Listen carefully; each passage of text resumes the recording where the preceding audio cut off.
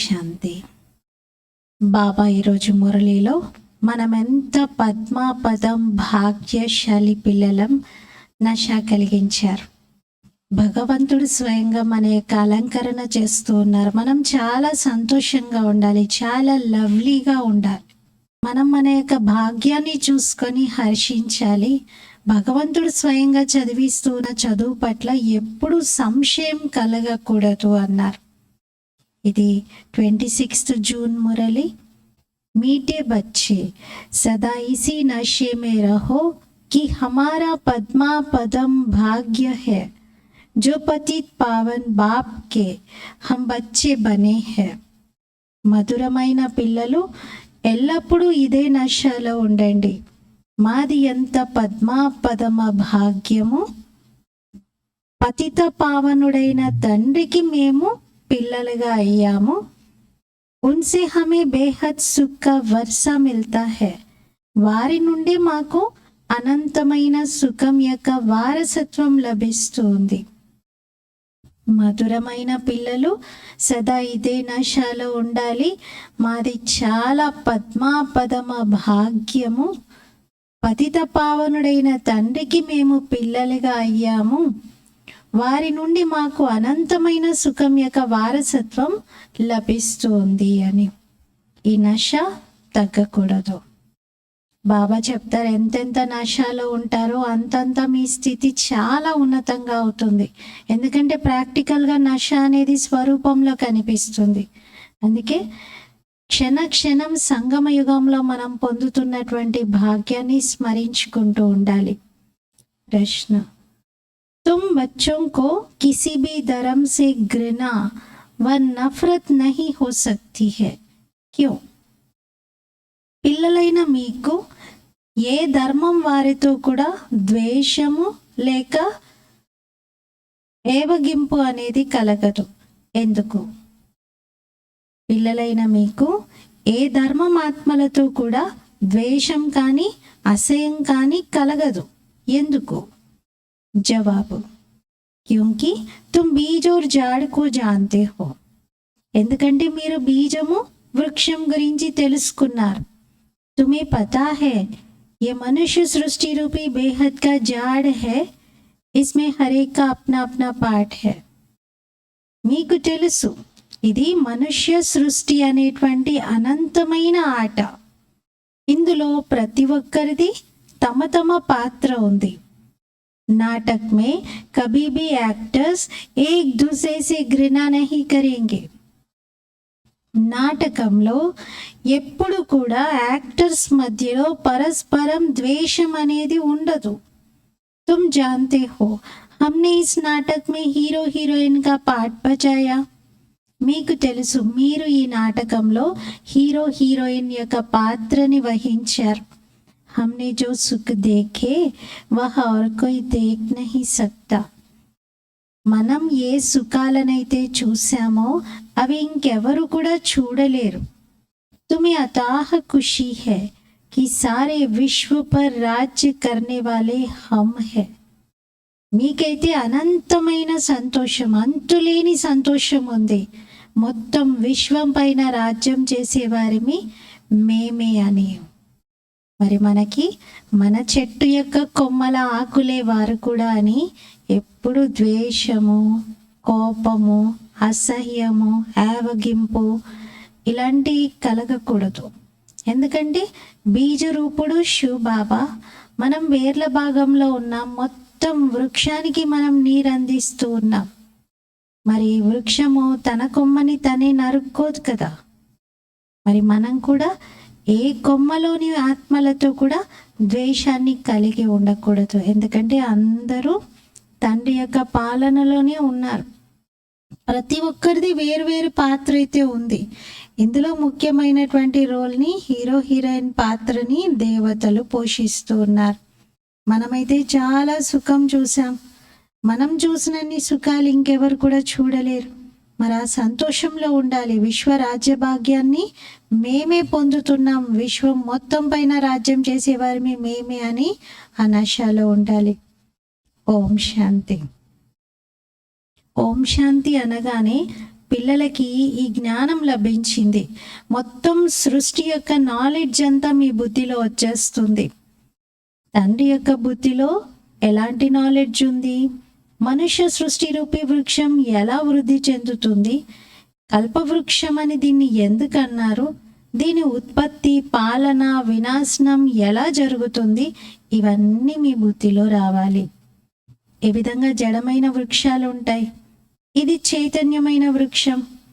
బీజం కూడా చైతన్యమైనది. వారి మహిమను పాడుతూ ఉంటారు. వారిని సత్యం, శివం, సుందరం, సచ్చిత్ ఆనంద స్వరూప్ అంటారు. వారు సత్యమైన వారు, చైతన్యమైన వారు. మరి ఈ వృక్షం యొక్క ఆది మధ్యాంతాల రహస్యాన్ని అర్థం చేయిస్తూ ఉన్నారు. ఏ ఒక్కరికి వారి కర్తవ్యం గురించి తెలియదు.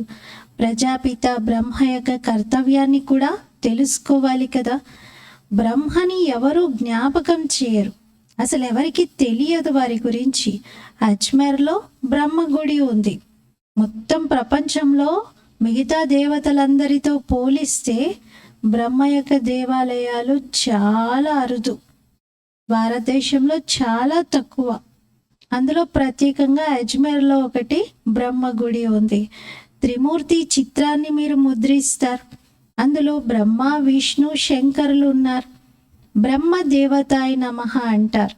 ఇప్పుడు పిల్లలు, మీకైతే అర్థమైంది కదా, ఈ సమయంలో బ్రహ్మ దేవతగా ఏమీ లేరు. బ్రహ్మ దేవతాయ నమః అని అంటున్నారు తప్ప మహిమలో భక్తి మార్గం నుండి అది చేస్తూ ఉన్నారు. కానీ ఇప్పుడున్న సంగం యుగంలోని బ్రహ్మ దేవతగా ఏమీ లేరు. సంపూర్ణంగా అవుతే అప్పుడు దేవత అనవచ్చు. ఇప్పుడు ఎలా ఉన్నారు మరి? బ్రహ్మ దేవతా స్థితిలోనే ఉన్నట్టు. ఎందుకంటే ఇప్పుడు ఫరిస్తా అయిపోయారు, సంపూర్ణమయ్యారు, కాబట్టి ఇప్పుడు దేవత అనవచ్చు. కానీ సాకారంగా బ్రహ్మ బాబా ఉన్నప్పుడు దేవత అనడానికి లేదు. సంపూర్ణంగా అయి సూక్ష్మ వతనానికి వెళ్ళిపోతే అప్పుడు దేవత అంటారు. బాబా చెప్తున్నారు, మీ తండ్రి పేరేమిటి? ఎవరిని అడుగుతున్నారు ఇలా? ఆత్మను. ఆత్మ అంటుంది మా బాబా అని. తండ్రి పేరు ఏమిటి అంటే హమారా బాబా అని ఆత్మ అంటుంది. ఆత్మకి తన తండ్రి పరిచయం ఇప్పుడు లభించింది.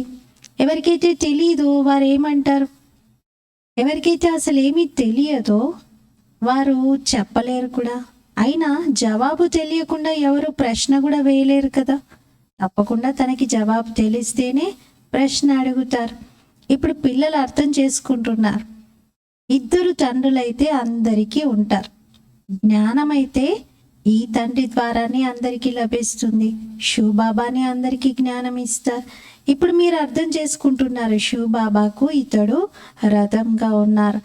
శివబాబా ఈ రథం ద్వారా మనకి జ్ఞానాన్ని వినిపిస్తున్నారు. అంటే బ్రహ్మ శరీరం ద్వారా. ఒకరేమో దైహిక బ్రహ్మ బాబా, వారి యొక్క రథం. రెండవదేమో ఆత్మిక తండ్రి అయిన శివబాబా, వారిది కూడా ఇదే రథము.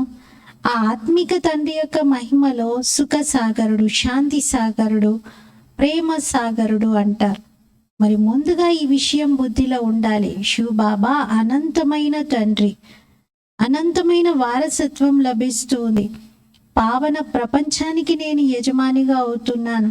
నిరాకారుణ్ణే కదా నేను జన్మ జన్మలుగా పిలుస్తూ వచ్చాను, ఓ పతిత పావన రండి అని. మరి ఆత్మనే నిరాకార తండ్రిని పిలిచింది. ఎప్పుడైతే పావన ఆత్మగా ఉంటారో అప్పుడు పిలవరు.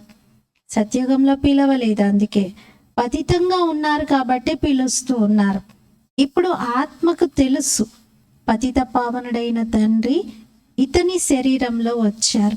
ఈ విషయం మర్చిపోకూడదు. మనం వారి పిల్లలుగా అయ్యాం. ఈ సౌభాగ్యము ఇదేమైనా తక్కువ భాగ్యమా? భగవంతుని పిల్లలుగా, డైరెక్ట్ పిల్లలుగా అవ్వటము ఇదేమైనా ఆర్డినరీ విషయమా?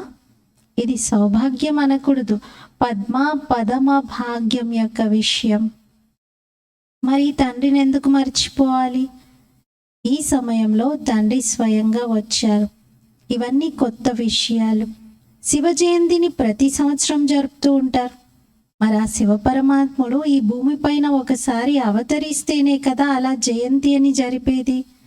లక్ష్మీనారాయణులు అయితే సత్యుగంలో ఉండేవారు, ఈ సమయంలో లేనే లేరు. మరి మీరు అర్థం చేయించాలి, లక్ష్మీనారాయణులు కూడా పునర్జన్మలు తీసుకుంటారు అని. 16 కళల నుండి 12, 14 ఇలా కళలు తగ్గుతూ వస్తాయి. ఈ విషయాలు మీకు తప్ప ఎవరికీ తెలియదు. సత్యయుగాన్ని కొత్త ప్రపంచం అంటారు. అక్కడంతా కొత్తగానే ఉంటాయి, అన్నీ కొత్తగానే. ప్రకృతి, పంచతత్వాలు, వస్తువులు, మనుషులు అన్నీ కొత్తగానే ఉంటాయి. దేవతా ధర్మానికి పేరు కూడా చాలా ఉంది. ఆ దేవతలే ఎప్పుడైతే వామ మార్గంలోకి వస్తారో అప్పుడు మళ్ళీ కొత్త నుండి పాతగా అవుతారు. ఇంకప్పుడు దేవతగా పిలువబడరు. ఏ ఒక్కరు కూడా మేము వారి వంశావళిగా ఉన్నాము అని అనలేరు. ఒకవేళ స్వయాన్ని ఆ వంశావళిగా భావించినట్లయితే మరి దేవతలను మహిమ చేయడం, స్వయాన్ని నిందించుకోవడం ఎందుకు? మహిమ ఎప్పుడైతే చేస్తూ ఉన్నారో అప్పుడు ఖచ్చితంగా అర్థమవుతుంది దేవతలు పవిత్రమైన వారు, నేనేమో అపవిత్రంగా ఉన్నాను, పతితంగా ఉన్నాను అని. మరి పతితుల నుండి పావనంగా బాబా తయారు చేస్తున్నారు. పునర్జన్మలను తీసుకుంటూ పతితంగా అయిపోయారు. మొట్టమొదట పావనంగా ఉండేవారు, తర్వాత పతితంగా అయ్యారు. మీకు తెలుసు పావనం నుండి ఇప్పుడు పతితంగా అయ్యారు అని. స్కూల్లో కూడా చదువుకుంటారు, అందులో కూడా నంబర్ వారీగా 1st, 2nd, 3rd class grades అయితే ఉంటాయి కదా. ఇప్పుడు మీరు పిల్లలు అర్థం చేసుకుంటున్నారు, తండ్రి స్వయంగా మాకు చదివిస్తూ ఉన్నారు, వారు చదివించడానికే వస్తారు అని. లేకపోతే శివబాబా అన్న నాకేం పని ఉంది ఈ ప్రపంచంతో, నేను ఇక్కడికి రావాల్సిన అవసరం ఏముంది? ఇతడేమైనా ఒక గురువా, మహాత్మనా, మహాపురుషుడా ఈ బ్రహ్మ విషయంలో అంటున్నారు. అతను ఏది కాదు కదా. మరి సాధారణమైన మనుష్య తనువులో, అది కూడా పాతబడిపోయిన తర్వాత అనేక జన్మల అంతిమంలో శివబాబా వచ్చి ప్రవేశిస్తారు. ఇంకెవరికి ఇలాంటి మహిమ అయితే ఉండదు. శివబాబా ఇతని శరీరంలోనే ప్రవేశిస్తారు, ఇతనికే పేరు మారుస్తారు. దాదా లేఖరాజు నుండి ప్రజాపిత బ్రహ్మ అని శివబాబా నామకరణం చేస్తారు. లేకపోతే ప్రజాపిత బ్రహ్మ ఎక్కడి నుండి వస్తారు? మనుషులైతే చాలా కన్ఫ్యూజ్ అవుతూ ఉంటారు. బాబా మనకి అర్థం చేయిస్తున్నారు, పిల్లలు మీరు ఇతరులకు చెప్పండి, మీకు అర్థమైంది కదా, మీరు ఇతరులకు అర్థం చేయించండి. ఈ బ్రహ్మకు తండ్రి ఎవరు? బ్రహ్మ, విష్ణు, శంకరులు ఈ ముగ్గురు కూడా త్రిమూర్తులకు రచయిత శివబాబా కదా. బుద్ధి పైకి వెళ్ళాలి. వీరికి తండ్రి ఎవరు అని అడిగినప్పుడు బుద్ధి పైకి వెళ్ళాలి, శివబాబా వైపు. పరంపిత పరమాత్మ, పరంధామ నివాసి, వారి రచనయే ఇదంతా. బ్రహ్మ, విష్ణు, శంకర్ల యొక్క కర్తవ్యాలు వేరువేరుగా ఉన్నాయి. పరస్పరంలో ఒక 3, 4 ఉంటే అందరి కర్తవ్యం వేరువేరుగా ఉంటుంది కదా. పాత్రలు ప్రతి ఒక్కరివి వేరువేరుగా ఉంటాయి. ఇన్ని కోట్ల మంది ఆత్మలు ఉన్నారు, ఒకరి పాత్ర ఇంకొకరితో కలవదు. ఇవి వండర్ఫుల్, అద్భుతమైనటువంటి విషయాలు బాబా చెప్తున్నారు. ఎంతమంది మనుషులు ఉన్నారు. ఇప్పుడు చక్రం పూర్తవుతుంది, ఇది అంతిమ సమయం. అందరూ తిరిగింటికి వెళ్తారు, మళ్ళీ తిరిగి చక్రం రిపీట్ అవుతుంది. బాబా ఈ అన్ని విషయాలను విభిన్న రకాలుగా అర్థం చేయిస్తూ ఉంటారు. కొత్త విషయం ఏమీ కాదు, నథింగ్ న్యూ అంటారు బాబా. అన్ని కల్పం జరిగినవే జరుగుతూ ఉన్నాయి. కల్పక్రితం కూడా అర్థం చేయించారు బాబా. చాలా లవ్లీ తండ్రి. ఇలాంటి తండ్రినైతే చాలా ప్రేమతో జ్ఞాపకం చేయాలి. మీరు కూడా బాబాకు చాలా లవ్లీ పిల్లలు. తండ్రినే జ్ఞాపకం చేస్తూ ఉన్నారు. మొదట అందరూ ఒక్కరిదే పూజ చేసేవారు, భేదభావం ఉండేదే కాదు. ఇప్పుడైతే ఎంత భేదభావాలను చూపిస్తున్నారు. వీరు కృష్ణుని భక్తులు అని అంటారు. రామ భక్తులు ధూపం వెలిగిస్తే కృష్ణ భక్తులు ముక్కు మూసుకుని వెళ్ళిపోతారంట. రాముని భక్తులు వెలిగించినటువంటి అగరబత్తి వాసనను కూడా కృష్ణుని భక్తులు తీసుకోరంట, ముక్కు మూసేసుకుంటారు.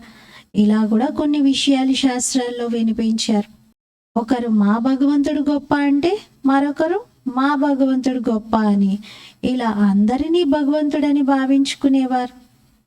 కానీ రాంగ్ ఉన్న కారణంగా మొత్తం అన్ని అసత్యమైన పనులే చేస్తూ వచ్చారు. రెండు రాంగే కదా. ఇద్దరిని మనం భగవంతుడని అనలేం. అసలు భగవంతుడు ఎవరు అనే పరిచయమే వారికి లేదు. బాబా అర్థం చేయిస్తున్నారు, పిల్లలు భక్తి భక్తే, జ్ఞానం జ్ఞానమే.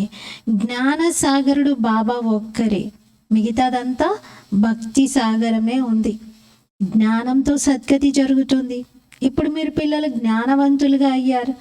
బాబా మీకు స్వయం యొక్క మరియు చక్రం యొక్క పరిచయాన్ని ఇచ్చారు. ఇది ఇతరులు ఎవరు కూడా ఇవ్వలేరు. అందుకే బాబా అంటారు, పిల్లలు మీరే స్వదర్శన చక్రధారీలు. పరంపిత పరమాత్ముడైతే ఒక్కరే, మిగతా అందరూ పిల్లలే. అందరూ పిల్లలే. ఎంత పెద్ద మహాత్ములైన ధర్మపితలైనా ఎంత గొప్పవారైనా సరే భగవంతునికి అందరూ పిల్లలే. పరంపిత అనేది ఎవరిని అనలేం కదా. కొందరు మంచి తెలివైన వారు ఉంటారు, అనుకుంటారు ఇదైతే చాలా పెద్ద డ్రామా ఉంది, ఇందులో అందరూ అవినాశి యాక్టర్స్ పాత్ర వహిస్తూ ఉన్నారు అని. చిన్న చిన్న నాటకాలు అయితే వినాశిగా ఉంటాయి, ఇదేమో అనాది అవినాశి నాటకం. అందుకే వివేకవంతులైనటువంటి పిల్లలకి డ్రామా జ్ఞానం బాగా పక్కా అయిపోయి ఉంటుంది. ఈ డ్రామా ఎప్పుడు ఆగిపోయేదే కాదు. చిన్న ఆత్మలో, ఎంత చిన్న ఆత్మ కానీ పాత్ర చూడండి ఎంత గొప్పది లభించిందో. శరీరం తీసుకోవడం, విడిచిపెట్టడం, మళ్ళీ పాత్ర వహించడం, ఈ విషయాలేమి శాస్త్రాల్లో రాసలేవు. ఒకవేళ ఇతడికి ఎవరైనా గురువు గారు ముందుగానే వినిపించి ఉంటే ఆ గురువుకి మిగతా ఫాలోవర్స్ కూడా ఉండాలి కదా. కేవలం ఒక ఫాలోవరే ఉండరు కదా. మరి ఫాలోవర్స్ అంటే పూర్తిగా ఫాలో చేసేవారు. వీరి డ్రెస్ అయితే ఆ గురువుల మాదిరిగా లేదు. మరి ఇంకెవరంటారు అలా మీరు ఫలానా గురువు గారి యొక్క శిష్యులు అని? ఇవైతే బాబా కూర్చోబెట్టి అర్థం చేయిస్తూ ఉన్నారు, బాబా చదివిస్తూ ఉన్నారు. ఇప్పుడు తండ్రినే ఫాలో చేయాలి. ఈ విధంగా ఊరేగింపు ఉంటుంది కదా, మరి శివుని యొక్క ఊరేగింపు అంటారు. బాబా చెప్తున్నారు ఇదైతే మనందరి ఊరేగింపు. ఇక్కడ అందరూ భక్తులు ఉన్నారు, నేను భగవంతుణ్ణి, మీరందరూ నా ప్రేయసీలు. బాబా వచ్చారు పిల్లల్ని అలంకరించి తీసుకొని వెళ్ళడానికి. ఎంత సంతోషం కలగాలి. ఇప్పుడు మీకు సృష్టి యొక్క ఆది మధ్యాంతాలు తెలిసాయి. మీరు తండ్రిని జ్ఞాపకం చేస్తూ చేస్తూ పవిత్రంగా అవుతారు. పవిత్రమైన రాజ్యం మీకు లభిస్తుంది. బాబా అర్థం చేయిస్తున్నారు, నేను వచ్చేది అంతిమంలోకెల్లా అంతిమ సమయంలో. నన్ను పిలిచేది కూడా పావన ప్రపంచం యొక్క స్థాపన, పతిత ప్రపంచం యొక్క వినాశనం చేయించే సమయంలో. మరి అందుకే మహాకాలుడు అని భగవంతుణ్ణి అంటారు. మహాకాలుని మందిరం కూడా ఉంది. కాళికాదేవి యొక్క మందిరాన్ని కూడా చూశారు కదా. మరి కాలుడి మందిరము ఉంటుంది. కాలుని మందిరాన్ని అయితే చూశారు కదా. శివుణ్ణి కాలుడు అంటారు. వారిని పిలిచేదే పావనంగా తయారు చేయండి అని. ఆత్మలందరినీ తీసుకొని వెళ్తారు. అనంతమైన తండ్రి ఎంతమంది ఆత్మలని తీసుకొని వెళ్తున్నారు. काल काल महाकाल सब आत्माओं को पवित्र गुलगुल बनाकर ले जाते हैं. కాలుడికి కూడా కాలుడైన మహాకాలుడు బాబా సర్వ ఆత్మలను పవిత్రంగా పూల సమానంగా తయారు చేసి తీసుకెళ్తారు. పూలుగా అయి మనం వెళ్ళాలి. బాబా ఒడిలో కూర్చొని వెళ్ళాలి. ఒకవేళ పవిత్రంగా అవ్వకపోతే శిక్షలు పడతాయి. తేడా అయితే ఉంటుంది కదా, పవిత్రంగా ఉన్న వాళ్ళకి లేని వాళ్ళకి. పవిత్రంగా ఉంటే శిక్షలు పడవు, పాపాలు ఉండిపోతే శిక్షలు తప్పవు. పదవి కూడా అలాంటిది లభిస్తుంది. అందుకే బాబా అర్థం చేయిస్తారు, మధురమైన పిల్లలు చాలా చాలా మధురంగా కండి. శ్రీకృష్ణుడు అందరికీ ఎంతో మధురంగా అనిపిస్తాడు. ఎంత ప్రేమతో శ్రీకృష్ణుని ఊయల్లో పెట్టి ఊపుతారు. చాలా శ్రద్ధగా శ్రీకృష్ణుని యొక్క చిన్న విగ్రహాన్నైనా బాగా అలంకరించి ఒళ్ళో పెట్టుకుంటారు. చాలా ప్రేమ చేస్తారు. కృష్ణుణ్ణి ఎన్ని రకాలుగా అలంకరిస్తారు. వైకుంఠానికి మీరు వెళ్తున్నారు కదా, అక్కడ శ్రీకృష్ణుని యొక్క చైతన్య రూపాన్నే మీరు చూస్తారు. ఇప్పుడు పిల్లలైన మీకు తెలుసు, వైకుంఠం నిజంగా ఈ భూమిపైకి వస్తుంది. మనం భవిష్యత్తులో అలా తయారవుతాం. శ్రీకృష్ణుని పైన కలంకాలను వేశారు, అదంతా తప్పే. పిల్లలైన మీకు ముందుగా బాగా నష ఉండాలి. మొదట్లో ఎన్ని సాక్షాత్కారాలు జరిగాయి, అంతిమంలో కూడా చాలా జరుగుతూ ఉంటాయి. మరి జ్ఞానం ఎంత రమణీకమైనది, మీకు ఎంత సంతోషం ఉండాలి. భక్తిలో అయితే సంతోషం ఏమీ లేదు. భక్తులకి ఈ విషయాలు ఏమైనా తెలుసా? జ్ఞానంలో ఎంత సుఖం ఉంది, అసలు పోలికే లేదు దానికి దీనికి. పిల్లలు, మీకు చాలా నశ ఉండాలి. ఈ జ్ఞానం మీకు తప్ప ఋషులు మునులకు కూడా బాబా ఇవ్వలేదు. లౌకిక గురువులైతే ఎవరికి ముక్తి, జీవన్ముక్తి యొక్క దారిని చూపించలేరు.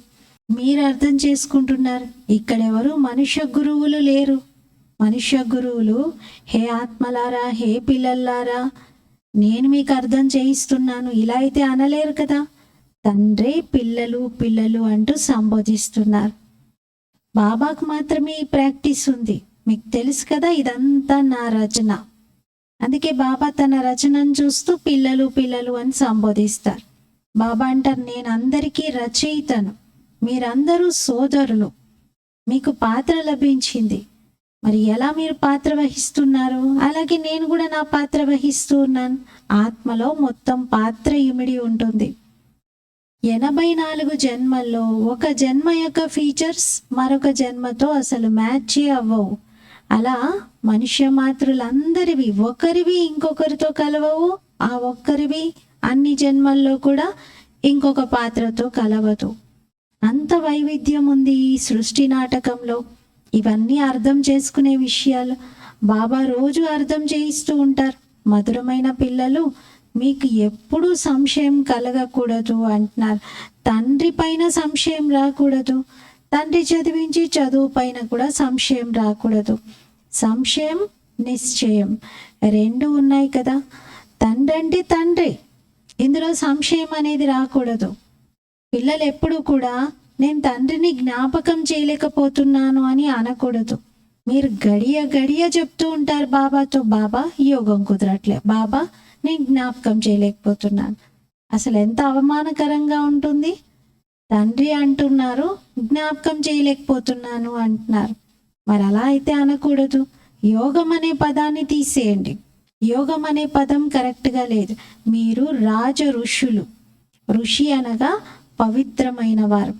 పవిత్రత ఉంటే ఋషి అంటారు. మీరు రాజ ఋషులు, మరి ఖచ్చితంగా మీరు పవిత్రంగా ఉంటారని అర్థం. చిన్న విషయంలో ఫెయిల్ అవ్వడంతో రాజ్యమే లభించదు, ప్రజల్లోకి వెళ్ళిపోతారు. ఎంత నష్టం జరుగుతుంది. నంబర్ వారీగా పదవులు ఉంటాయి, ఒకరి పదవి మరొకరితో కలవదు. ఇది అనంతమైన తయారవుతున్నటువంటి డ్రామా. బాబా తప్పితే ఇంకెవరు కూడా దీని గురించి అర్థం చేయించలేరు. మరి పిల్లలైన మీకు ఎంత సంతోషం కలగాలి. ఎలా అయితే తండ్రి బుద్ధిలో మొత్తం జ్ఞానం ఉందో అలాగే మీ బుద్ధిలో కూడా ఉంది. బీజము వృక్షము రెండిటి గురించి అర్థం చేయించాలి. ఇది మనుష్య సృష్టి యొక్క వృక్షం. దీనినే బ్యానియన్ ట్రీతో పోలుస్తారు బాబా. బ్యానియన్ ట్రీ అంటే మర్రి చెట్టు. మర్రి చెట్టు ఉదాహరణ ఇస్తూ ఎంత ఖచ్చితంగా సూట్ అవుతుంది ఈ కల్ప వృక్షానికి అని బాబా అంటారు. మన బుద్ధిలో ఉంది, మేము ఆది సనాతన దేవీ దేవతా ధర్మం యొక్క కాండం భాగంలో ఉన్నాం, వేర్లల్లో ఉన్నాము. ఆ కాండం ఇప్పుడు ప్రాయలోపం అయిపోయింది అని మన బుద్ధిలో ఈ విషయం ఉంది. మిగతా అన్ని ధర్మాల కొమ్మలైతే ఉన్నాయి, అవన్నీ నిలబడి ఉన్నాయి, కానీ కాండం మాత్రం లేకుండా పోయింది. డ్రామా అనుసారంగా ఇవన్నీ జరిగేవే ఉన్నాయి. మనకెవ్వరితో ద్వేషం లేదు. నాటకంలో యాక్టర్స్ ఒకరినొకరు ద్వేషించుకోరు కదా. తండ్రే చెప్తున్నారు, మీరు పతితంగా అయిపోయారు, మళ్ళీ పావనంగా అవ్వాలి. మీరెంత సుఖాన్ని చూస్తారో అంత సుఖం ప్రపంచంలో ఇంకెవ్వరూ చూడలేరు. మీరు హీరోయిన్గా ఉన్నారు, విశ్వం పైన రాజ్యం చేసేటువంటి వారు. అనంతమైన సంతోషం మీకు ఉండాలి. భగవంతుడే స్వయంగా చదివిస్తూ ఉన్నారు. మరి ఎంత రెగ్యులర్గా చదువుకోవాలి, ఎంత సంతోషం కలగాలి. అనంతమైన తండ్రి మాకు చదివిస్తున్నారు అని. రాజయోగము స్వయం భగవంతుడే నేర్పిస్తున్నారు. శరీరదారులు ఎవరు కాదు, తండ్రి ఆత్మలకు నేర్పిస్తున్నారు. ఆత్మనే ధారణ చేస్తుంది. మరి ఇంత నషాతో ఎవరికైనా చెప్పారా? మీరు అక్కడికి వెళ్తున్నారు, రోజు ఏం నేర్చుకుంటారు అంటే ఏం చెప్తారు? రాజయోగం యొక్క విద్య. ఎవరు మీకు చెప్పేది అంటే ఫలానా అక్కయ్య, ఫలానా అన్నయ్య అని చెప్తారా? లేకపోతే స్వయం భగవంతుడు అంటారా? మరి ఆ నషాతో చెప్తున్నారా లేదా చూసుకోవాలి. ఆత్మల తండ్రి మనకి చదివిస్తున్నారు, దేవతలకి చదివించట్లేదు. శివబాబా దేవతలకి చదివించరు, దేవతలకి పాలననివ్వరు, మనకిస్తున్నారు. అక్కడైతే దేవతలే దేవతలకి చదివిస్తారు. సత్యుగంలో అక్కడ స్కూల్ టీచర్స్ ఉంటారు, వాళ్ళు కూడా దేవతలే. భగవంతుడు ఏమీ వచ్చి వాళ్ళకి చదివించరు. సంగమ యుగంలో మాత్రమే తండ్రి పిల్లలకి చదివిస్తున్నారు, పురుషోత్తమంగా తయారు చేయటానికి. మీరు చదువుకుంటున్నారు. ఈ సంగమ యుగం ఒక్కటే, ఇక్కడే మీరు పురుషోత్తమంగా అవుతారు. సత్యంగా చేసేవాడు, సత్యయుగం యొక్క స్థాపన చేసేవారు ఒక్క సత్యమైన బాబాయే, ఇంకెవరూ కాదు. అచ్చా, मीठे मीठे सिकिलते बच्चों प्रति माता पिता बाप दादा का याद प्यार और गुड मॉर्निंग। रूहानी बाप की रूहानी बच्चों को नमस्ते। हम रूहानी बच्चों की रूहानी बाप दादा को याद प्यार गुड मॉर्निंग और नमस्ते। मेरा बाबा मीठा बाबा प्यारा बाबा शुक्रिया बाबा। ధారణ కోసం ముఖ్య సారము. ఫస్ట్ పాయింట్, సంగమ యుగంలో డైరెక్ట్ భగవంతుడి ద్వారా చదువుకొని జ్ఞానవంతులుగా ఆస్తికులుగా తయారవ్వాలి మరియు తయారు చెయ్యాలి. ఎప్పుడు తండ్రి పైన కానీ చదువు పైన కానీ సంశయం రాకూడదు. సెకండ్ పాయింట్, తండ్రి సమానంగా ప్రియంగా కావాలి, లవ్లీగా కావాలి. భగవంతుడే మాకు అలంకరణ చేస్తూ ఉన్నారు అని సంతోషంలో ఉండాలి. దేనితో అలంకరిస్తున్నారు బాబా? జ్ఞానంతో చదివిస్తూ. ఒక్కొక్క జ్ఞానం జ్ఞానం యొక్క పాయింట్స్ అన్నీ కూడా మనకు అలంకరణ వంటివి. ఏ యాక్టర్తో మనకి ద్వేషము, ఏవగింపు అనేది కలగదు, అసహ్యం కలగదు. ప్రతి ఒక్కరిది ఈ డ్రామాలో అక్యురేట్ పాత్ర ఉంది. ప్రతి ఆత్మది కూడా ఖచ్చితమైన పాత్ర ఉంది.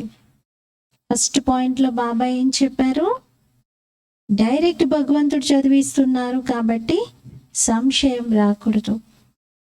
సెకండ్ పాయింట్లో భగవంతుడు అలంకరిస్తున్నాడు నన్ను అని ఆ నషాలో సంతోషంలో ఉండాలి అన్నారు.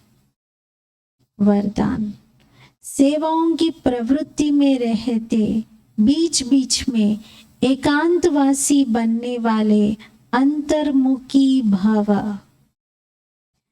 సేవల యొక్క ప్రవృత్తిలో ఉంటూ మధ్య మధ్యలో ఏకాంతవాసిగా అయ్యేటువంటి అంతర్ముఖి భవ.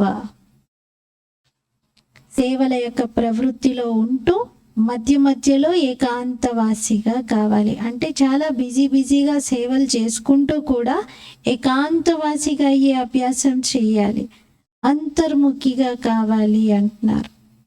వివరణ, సైలెన్స్ శక్తిని ప్రయోగించటానికి అంతర్ముఖిగా మరియు ఏకాంతవాసిగా అయ్యే అవసరం ఉంది. కొందరు పిల్లలు అంటారు, అంతర్ముఖి స్థితి యొక్క అనుభవం చేసుకోవటానికి, ఏకాంతవాసిగా అవ్వటానికి సమయమే దొరకట్లేదు అని. ఎందుకంటే సేవ యొక్క ప్రవృత్తి, వాణి శక్తి ద్వారా ప్రవృత్తి బాగా పెరిగిపోయింది. వాచా సేవలు బాగా పెరిగిపోయాయి కదా. రోజుకొక ప్రోగ్రామ్, ఒక్కొక్కసారి 2, 3, 4 ప్రోగ్రాంలు, అలా ఫుల్ అదొక సంసారం లాగా అయిపోయి దాని ప్రవృత్తి పెరిగింది అంటున్నారు. కానీ దీని కొరకు ఒకేసారి అరగంట, గంట సమయం తీయలేకపోయినా మధ్య మధ్యలో కొద్ది సమయమైనా తీయండి. బాబా ఎంతవరకు చెప్పారంటే 5 సెకండ్లు, 5 నిమిషాలు, 1 నిమిషం, అంత టైం కూడా తీయలేరా? తీయగలుగుతారు కదా. అలా మీరు మధ్య మధ్యలో చిన్నపిల్లలు ఎలా అయితే 1 రూపీ తీసుకొని కిడ్డీ బ్యాంక్లో వేసుకుంటారు, అలాగే బాబా అంటారు మీరు కూడా 5 నిమిషాలు, 10 నిమిషాలు, 1 నిమిషం, అర నిమిషం, ఇలా బాబాని జ్ఞాపకం చేస్తూ వాటన్నింటినీ జోడించుకోండి. ఒకేసారి అట్ ఏ స్ట్రెచ్ మీరు 1 hour 2 hours half an hour time తీయలేకపోయినా కొంత సమయాన్నైనా జోడించి బాబాను జ్ఞాపకం చేయవచ్చు. स्लोगन ब्राह्मण जीवन में युद्ध करने के बजाय मौज मनाओ तो मुश्किल भी सहज हो जाएगा. బ్రాహ్మణ జీవితంలో యుద్ధం చేయడానికి బదులుగా ఎంజాయ్ చేయండి, ఆనందంతో గడపండి, అప్పుడు కష్టం కూడా సహజమైపోతుంది. బ్రాహ్మణ జీవితంలో యుద్ధానికి బదులుగా ఆనందంలో ఉండండి, అప్పుడు కష్టం కూడా సహజమైపోతుంది. ఈరోజు స్వమానము, నేను అంతర్ముఖిని, నేను ఆత్మను అంతర్ముఖిని. అంతర్ముఖిగా అయిపోయి ఏం చేయాలి? ఎంత బిజీగా ఉన్నా సేవలో, ఏ రకమైన సేవ అయినా పర్వాలేదు, అది మీ ఉద్యోగం కావచ్చు, వ్యాపారం కావచ్చు, ఏదైనా సర్వీస్లో మీరు ఉన్నారు అంటే మధ్యలో సమయం తీయాలి. ఎంత తక్కువ సమయం దొరికినా పర్వాలేదు, ఆ కొద్ది సమయాన్ని మొత్తాన్ని జోడించుకోవాలి. ఒకేసారి తీయలేకపోయినా రోజంతలో మనం చెక్ చేసుకుందాం. ఒక్కోసారి హాఫ్ మినిట్ దొరకవచ్చు, ఒక్కోసారి 10 మినిట్స్ దొరకవచ్చు, ఒక్కోసారి 5 మినిట్స్. అలా ఆ కొంత సమయమైనా బాబా స్మృతిలో ఉండాలి. అంతర్ముఖిగా చూసుకుందాం. ఓం శాంతి.